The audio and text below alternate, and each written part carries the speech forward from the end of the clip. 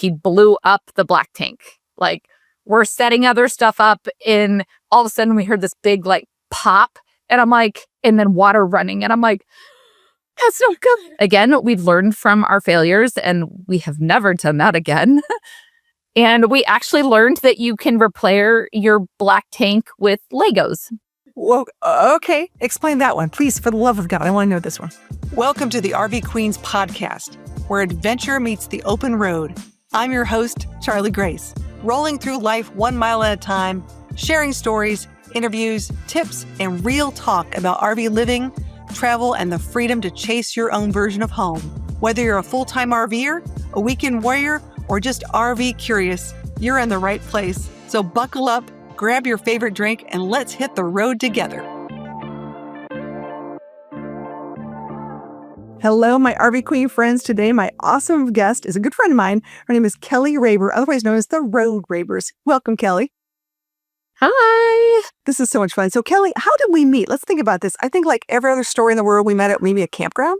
I think so. I think it was Hershey or the show. Yeah, maybe. Yeah. Possibly. So there's some friends, and we saw your awesome rig, and I was like, oh my gosh, look at that. And then later you came by and you told us, you're like, oh yeah, that's mine. And I was like, James, how cool is that? RV life is always fun because you're always making friends in campgrounds. You're walking around doing things. But you have a really interesting story, and we're gonna dive into that just a little bit because it's important to tell the world. You are a mom of how many kiddos? I've got 3. And well, I don't know. I've got 4 if you count my husband. So, and how old are they? Our oldest is Reagan, our daughter. She's 14. Our middle son will be 10 in less than a month, and then we have an 8-year-old little boy too. Wow! And how long have you been on the road? You were on the road full time, correct? Full time in 2020, but we part time for like half of 2019 too. So I'm going to rip off this question like a Band-Aid because this is something everyone wants to know, and we'll go backwards a little bit on this too. How do you support yourself? How do you make money on the road? So part of it, a small part of it, is James is he is a disabled veteran. So he does get some money from that. He's actually at doctor's appointments right now to try to fix his brokenness, but nothing's truly fixable. It's just about keeping him comfortable. And that's kind of part of what set us on the road is we wanted to travel, but hotels were ridiculously painful for him. Being able to take our bed and pillows and just all of our stuff with us when we travel was a huge, I don't know, I guess magnet for us to this lifestyle. Originally, we were only going to do it for a couple of years to find our permanent house because get this, I didn't want to move all the time. I didn't wait, military life, we move all the time. I'm like, the next house we buy is going to be my last house. I don't want to move. I don't want to pack. And now I do it every 3 weeks. A little different though. You get to keep your own bed though. This is the nice thing. I get this. I don't have to pack everything. But that always makes me laugh that was part of why we started traveling to find a house was because I didn't want to move again. So anyways, I got off topic. His disability is part of it. And then we co-work on Road Rabers together, which we do content creation, UGC, videography, photography, all that kind of stuff with. And then I also own my own business running social media for different companies and brands and stuff like that. That's a lot to do. I can't. I mean, I know you, and I know you are super busy, which is I get it. They always say give things to the busiest people because how do you like schedule your time? Are you a time box kind of person? How do you calendar, or do you just fly by the seat of your pants? I try really hard to time box, but honestly, I think my life got a lot easier when I let that go away. I fit it where it works. And since we're always moving and we've got the kids, no day is the same in the trailer. And especially since we move as often as we do, every place there's like things we want to see, places we want to go. And so the regularity of life is a regularity for us.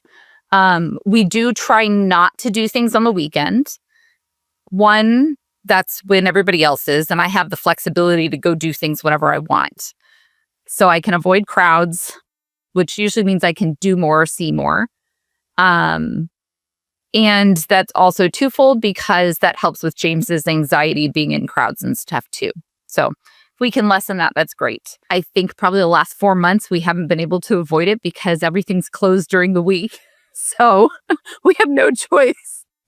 Again, with the irregularity. So I work a lot at night. Usually we'll make dinner. We might have like some family time, and probably twice a week we have like just family time after dinner. But then the other days of the week, I'll come into my office. Welcome to it. It's also known as my bedroom. And kind of shut the door and just get what I need to done. Yeah, it's nice to have space. We talked about having a space to go and work these things. I mean, right now I'm off the road for a little bit. I'm in my little office studio room, which is fun, get all my stuff done. But when I'm on the road, I have a very small space. I mean, you guys have what kind of RV do you own right now? We have a fifth wheel. It's 35 feet. 35 feet, okay. But 35 feet with 5 people. Five people. 5 people, okay. And carving out time and space to do these kind of things, to work on the road. I mean, how are you doing like the tag team of like homeschooling or road schooling, or how are you doing that? Does James take that on? We kind of tag team it, and we believe a lot in a little bit of an older method where the kids help each other. And when we're also on the road, if we're around other families, the kids will get together and they'll do school with their friends. And even though they might not be using the same program or learning the same thing, there seems to always be someone that can help. And if not, then there's a parent that might know better too. So we use Mia Academy.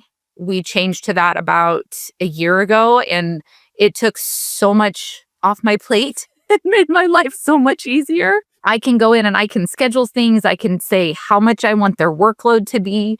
And we communicate a lot with the kids. Actually, like 2 weeks ago, we changed how they do it. They were doing almost every subject every day. And they asked if they could change the way that was. And they felt like it was easier for them to do all of their math on one day, all of their English on another day. And so we figured out what day works best for each of them. And some subjects they might double up on one day. It just depends on how much is assigned to them and also which ones they struggle with. So our youngest struggles with his English and reading. So he actually has 2 days of that. And then he loads a bunch on the other days of the week. And then they actually have Fridays off as long as they finished everything that they were assigned Monday through Thursday. Otherwise, Friday is catch up. They can do extra or whatever they couldn't finish or what they struggled with. And they do a lot of that on their own. And then James and I both kind of are there to help when they need it and kind of just take a back seat and really let them be in charge of their learning. Before we switched to Mia Academy, we did a lot of what do they call it? Unschooling, where it's very free-flowing. And for us, it was really important to kind of unschool and deschool ourselves and the expectations that we had that were drilled into us from our education. And I think that helped the kids learn a lot of how to work through that. And they do make mistakes. Our daughter just she's finishing her photography class this week. It was 12 weeks long. And the first 10 weeks, she did 2 things. And so she's had to cram 10 other weeks in this last 2 weeks. And I think she's learned her lesson. We'll find out. But we like to let them learn those actions and consequences, and because that's real life. If I miss a deadline, that's on me, and nobody else is going to give me an extra extension. I've got to cram and make it fit. But we try not to set them up for failure, and we encourage them and help them, but we really try to put it in their hands as much as whatever age they are can handle. That's a hard lesson. I gotta say, they say you learn more from failures than you do successes, but as a parent, you want to see them succeed. And we know success begets success, but they're lessons we have to learn. And I tell my kids, I've got kids in 20s now, that I'd rather have them fail really hard in their 20s than in their 40s and 50s and other things. So there's a whole way of looking at this that I think what you're doing is fantastic. So that's really cool. I think that's a great way of doing it because, they do. They need to learn things. And sometimes motivation's tough. And I have special needs kiddos. I have a whole rainbow of kiddos. And having kids that are maybe a little more hyper, a little more intelligent, a little more, I don't say normie, because that's not really a nice thing to say. But, I'd say, the average, when you've got kids going at different excitement levels and you're able to recognize that, that's amazing as a mom and as a parent and as an educator. So like you said, you've got one that might do better. I like how you change the flow so it might help them a little bit better.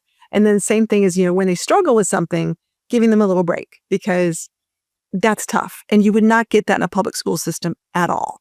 So that's a really cool thing that you're doing for them. Go mom. Woohoo. I did something right. And the other thing, I'm going to bring it back to failures for a second, and I'll tell you why. Because I think when a lot of us started this lifestyle, and it's truly a lifestyle, we made a lot of failures. We learned a lot of stuff early, especially that first year. I mean, I know how many years I've been doing this. Looking back on it, I don't want to say, give me some of your failures, but what are some ones that hit pretty hard at home that you learned really quickly? Don't walk away when you're flushing your black tank.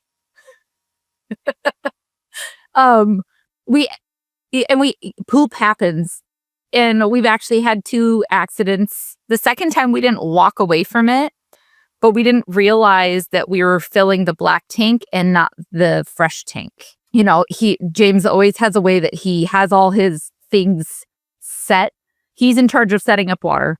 So he has them all in a certain way, and he has this whole fancy extra hoses and stuff. It works for him, and that's great. We were rushing to set up and didn't check that everything was the way it was supposed to be. So we actually, and this was only less than a year ago now, he blew up the black tank. We're setting other stuff up, and all of a sudden we heard this big pop, and I'm like, and then water running, and I'm like, that's not good. It still sucked, but luckily, I guess, it didn't explode into the trailer through the toilet. It all went in the underbelly. Again, we've learned from our failures, and we have never done that again. And we actually learned that you can repair your black tank with Legos.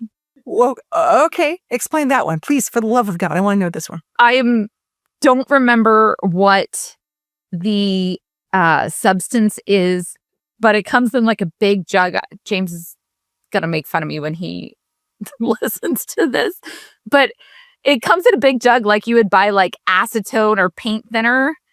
I can't remember what it is, but it melts plastic. And Legos are made of the same plastic as our tanks are. And so he cleaned up the tanks. It had split in 2 parts. One part is a giant, a tub almost, and it's got wings on the side. And then there's just a flat top on top. So he cleaned it up real good. And then the wing and the flat top, he just melted a Lego with that substance and put it between it. And that was the glue to hold it together. And it's been holding for 9 months. That is amazing. I'm going to put that on my Lego list of things I didn't know, because I just got done going to a Lego event and going, I had no idea. Now I know. There's even more things to do with Legos. Our kids were a little upset that we borrowed a Lego. So I owe them I had them pick the piece that they use the least, but I owe them I don't know, it's an 8x1 or something like that. So it's okay. Well, we can work on that one. I love this. Oh geez. If I come down to Florida and we go to Disney Springs, we got to go to the Lego store, and we're going to buy repair kits for all our RV friends of Legos. That's what we're doing. Welcome to the RV lifestyle. Here's a box of Legos. If you could tell yourself something now that you know what you know, and we'll get into sort of the finances, because you guys are really open and honest about not just your budget, but your expenses. And that's one of the things I love about now. You guys are on Instagram, you're on TikTok. What all are you on these days? Instagram, TikTok, Facebook, YouTube. And I'm dabbling in Pinterest, but it's kind of doing this. I get it. I totally get it. It's a lot when you're on all those platforms. But one of the things I love is, like I said, you guys were really open and honest about your, what you spent and stuff. So what is your most expensive item every month? Probably consistently expensive has got to be food. So, and if we're talking like overview, we do on our page, we talk a lot about RV specific expenses, and we've been getting a lot of feedback on that. People want to know the whole shebang. So you're going to see all my dirty details of what I spend money on, because apparently that's what you want. But yeah, food, and especially on the road, food is so hard because you might find good deals on produce this week because wherever you were located, but next week you're not. Eggs were actually a really good example. We were in just outside of Albany, New York, and we were finding eggs on the side of the road. There, like, everybody sold eggs in Albany for like $2 or $3 a dozen. It was amazing. I was like, buy all the eggs. And we eat at least a dozen of eggs a day between the five of us. Oh, I understand. We eat 5 a day. Totally get it. Okay. And then we were there for 2 weeks, and then we moved up to Vermont. And I was like, oh, yay, there's tons of little food stands. I'm going to buy eggs again. Eggs were $8 a dozen. Ooh, fancy chickens. That's probably one of the greatest examples. And it's not like we drove like across the country. Yes, different states, but like very similar areas and totally wildly different prices and food. So that's one of the hardest things that we can't control. And in a sticks and bricks, we used to, like Dave Ramsey, like, this was my budget. I had this much money per week, and that's all I got to spend on food. And I can't do that in an RV because I just never know what it's going to cost. And the storage, and just the store. I mean, the bulk, we can't buy in bulk. I mean, I know you have a little more space, but I really struggle with that because I'm like, even toilet tissue, which sounds crazy. Like when I'm here back in, hometown kind of thing, I went with, let's say I just went with my oldest child. We buy for everybody. We essentially buy for the whole family. We get all the meat, all of this, go to Costco. And I'm just like in awe. I'm like, like, look at all this stuff we can get. It's really hard. And I don't want to say, but let's just say it was up there. It was more than a car payment. I spent more than a car payment on just food for a week. Food for a week for essentially 8 people. And you're like, oh my gosh, it is exorbitantly expensive. So I think food is one of those hot ticket items. And I know, I'm trying to think, one of our other friends sort of got me into going to Aldi's a little bit, checking out some different things. So are there places you should, because I'm a farmer's market girl too. I'm totally down with you. But are there other places that you go, ooh, when I travel, I'm going to go shop there? We do. We have favorite grocery stores in all parts of the country. We actually do still shop in bulk for some things. Even though we only have a 35-foot RV, it has, one of the things we liked is it had a lot of space that was unwasted. And James has actually taken down some walls to give us extra storage space so that we can buy toilet paper and paper towels at like Costco or Sam's in bulk. And we love Aldi wherever we can find that. In Texas, we shop at H-E-B. In the Southwest, we shop at Fry's Marketplace. Each different area seems to have a grocery store that we prefer over others. And I actually, one of my hacks is I have a junk email that I sign up for every grocery store app, all of those things, whatever I can do to clip coupons or have savings. But I have it all go to just one email that's not my regular so I don't get overloaded. And I sign up everywhere we go. And then when we leave that area, I delete the app from my phone and I'll just re-download it later on down the road. So we try to maximize those savings. It's really hard to get, because they all want an email address. I did the same thing. Do you remember back, I'm going to share my age here. You asked for it, you got it. Like Toyota, it was like a Toyota commercial back in the day and they jump up and down. So I literally got, you asked for it, you got it at gmail.com. You asked for it, you got it. And then they look at me like I'm crazy. I'm like, nope, that's all my, retail. It's sort of funny, but it's, it's true. It's a thing. And there's a lot to be said for that because I have, gas station signups and grocery store signups. And I'm a penny pincher. I'm a thrifty person. I'm still one of those. The 11th commandment is thou shalt not pay retail. Anytime I can save or, get a little more on there, I'm all about it because right now times are tight and I don't see them getting any better. I think that we've come into a situation currently, I'm talking in the United States, for those out there who are listening, where we overcame the COVID era, but the prices didn't go down. And a lot of people's salaries and jobs did not match the new prices of what were out there. And we talked about eggs just a minute ago. I was this close to saying, who's on the RV chicken train with me? Because I want to get some chickens. I totally went chickens. And actually, I have a Google map that I mark where we find good eggs. So if I go back to that area, I can find the cheap eggs or just like what's roadside stand I can get them at. Well, I'm ready to sell all my RV campground owners who own RV campgrounds to get some chickens. Because if you had farm fresh eggs, there's a lot of RV campers who would buy them. Just putting it out there, people. So all my friends who are buying campgrounds and thinking about ways to improve. Yes, we live a lazy river, but we also like farm fresh eggs. Just have chickens, and then the kids can go and feed the chickens, and it's a win-win. We had chickens before we hit the road, and we love them. They're entertaining. I'm going back. I digress. Since we started on the money thing, what's the one thing you could tell yourself, knowing what you know now, if you could tell yourself before you started this journey? What would you say? For us, and this won't apply to everybody because everybody lives differently, but for us, we didn't need the big rig to start. We downsized after 2 years on the road. We were in a 42-foot fifth wheel. It had 5 slides, and we have a 35-footer with 2 slides now. I wish it was like 36 with 3 slides, but I'm still glad to be in the smaller one versus the big one, because for us, we love spending our time outside. The kids play outside. They want to be at the park. They want to be playing with their friends. And I really didn't need all of that inside space. So I really wish that I just wish I knew that. But I was coming from a 2,300 square foot house, and 450 square feet sounded claustrophobic. It really wasn't necessary. And if I think about our life, even in the 2,300 square foot house, the kids all slept in our room with us. We had a huge bedroom, and when we hit the road, our youngest was 2.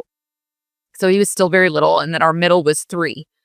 And so their beds were just on the floor in our room. They all had like their own corner, but they were still waking up in the middle of the night, having nightmares and like all that kind of stuff. And so it's just easier to have them in our room with us instead of, going from room to room and not sleeping all night. Whatever gets you through the night. Exactly.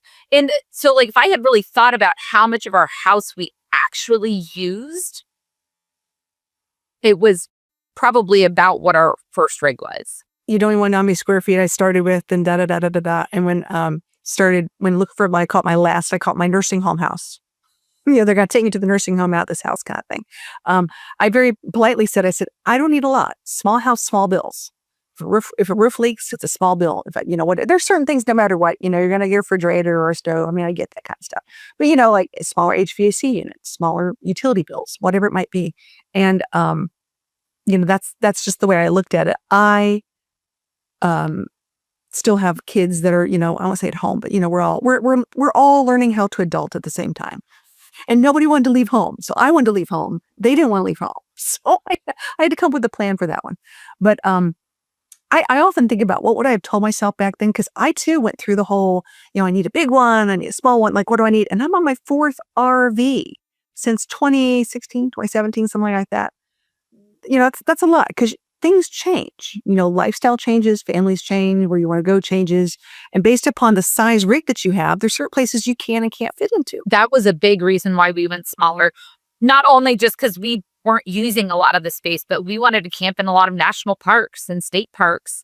And I feel like a lot of them are making room for larger rigs because I feel that's just where RV life is right now. I think I saw a rig debuting that was like almost 50 feet long, and my brain doesn't know what to do with that. But more and more of the rigs I feel like are getting bigger and bigger, or you've got like the small ones like yours, but there's not a lot of in between. And we went from going, I think with our 42-foot rig, we could fit in 7% of national parks. And going to our 35 feet, that increased to like 70% or something ridiculous. And that's if you could get the site. That's the bigger problem. Like there's some they're there, but who knows how long it took them to get that site reserved. And I think that's the one kicker with campgrounds. And that's why I want to talk to you about this, because this is really important. Everybody needs to know this, because they're going to say, I want to go full time. I want to do this. How are these people getting these campgrounds? What is your hack? Because I know trip planning for me is exhausting. It really is a mental stress that people don't talk about. It's that I sat here, I literally have from January to March planned, and it took me 3 weeks to do it. Plan at least a year in advance. Now, that's not to say what I've planned for a year from now is actually going to be what happens, but I try to have a general idea of where I'm going to go. We usually try to pick an area for summer, which is usually up north because I want to be where the weather is nice. And then same with the winter is we pick somewhere down south for winter. And then we kind of fill in the blanks in between. We are serial membershipers for the most part. We try, because for us, that's a huge money saving for us, is to have these memberships and use them to their max, because then there's more money in our pockets to explore things, do things, pay $8 for eggs or whatever else needs to happen. We were gifted a membership when we bought our first rig, and we didn't use it until the last month that it was valid. And then COVID hit, and we were actually in a Thousand Trails campground when COVID hit. And I don't know if all of the Thousand Trails campgrounds did this, but the one we were at was great, and they just kept extending us. Our membership only allowed 2 weeks, and we were there for 72 days. They didn't charge us a penny extra. And so we actually upgraded our membership while we were there so that we could do more and go more places with their membership. So we try to maximize our use of Thousand Trails as much as possible because of the savings. And campgrounds are so much more expensive now than they were when we started. I remember we stayed at a KOA for like $20 a night when we first started, and it was expensive. I was like, I don't know if I can afford to go to KOAs. And now I don't think you can find one under like $70 a night. Depends on the area. I'm a fan of even alternative, I'll call it urban boondocking, suburban boondocking. Even if you participate in RV overnights or Harvest Hosts, they expect you to do a $30 donation or purchase to that business so that you can spend the night there. So no matter what, even if you are participating in these quote unquote, we'll get you a list of free campsites, you're still obligated to participate and pay. So I can't find anything under $30 a night these days. That's where I'm setting the bar right now. If you at hip camp every once in a while, but yeah, $30 is the minimum. I understand that where you are changes, but that is one of the hardest things to navigate. And that's where Thousand Trails has helped us a lot. And that's not all we stay at, but we try to stay in their campgrounds when we can. Some of them are very rustic. And if you are used to lazy rivers and margaritas and stuff like that, then that might not be the campground for you. But for us, it's worked because there's usually a lot of kids, and that our kids enjoy connecting with other people. And we're honestly not at our campsite a whole lot usually. We really like to go and explore the area and go hiking and do all that kind of stuff. So just like when we used to go on vacation before we had a trailer, I usually didn't spend a whole lot in a hotel because I'm not at the hotel. I'm not going, if we went to Disneyland for vacation or if we went to Niagara Falls for vacation, I'm going to Niagara Falls. I'm not going to the hotel that I'm staying at. I have a land yacht situation. I have the opposite situation. My whole house follows me wherever I go. So it's a little different because I have a dog. And it's true. I mean, you just sit there and you go, everything I do, go to the grocery store, my house goes with me. I go here, my house goes with me. So it's a little different when you have that perspective. And to me, and I'm a Thousand Trails member too, and I'm a huge fan, by the way. Very big. A few years ago, I went back and forth, and I'm like, there's no better deal on the road as far as I'm concerned. But we'll drop a link somewhere you guys can look at later at your leisure. But for me, Thousand Trails for me is a place to relax because I'm hooked up to electric and water. I can get some work done. It's normally within some kind of cell signal of some sort, and I still have Starlink. But there's also friends, and I can relax, and I can say hi to friends, and I can do that kind of thing. And I travel based on my dog. If my dog's not happy, it's a disaster. And normally I'm coming from an event And I'll use like Tampa RV Show, for example. I mean, like I'm going to Tampa RV Show, or the Florida RV Super Show, otherwise known as the Tampa RV Show. Got to call it correctly.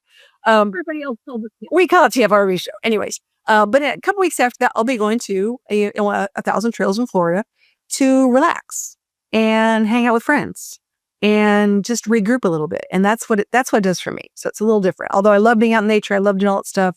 When I can find that place to plug in and just don't have to worry about anything, I almost feel like I'm back in a house as far as I'm concerned, because I've got water and all those other kind of things. Right.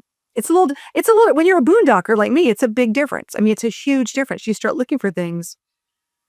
So yeah, we're doing more boondocking now. We finally have like our electric. We were struggling with our batteries, so we upgraded batteries and wiring and all this stuff. It was all James, and he's loved doing it, but it's allowed us to be able to do more of that again.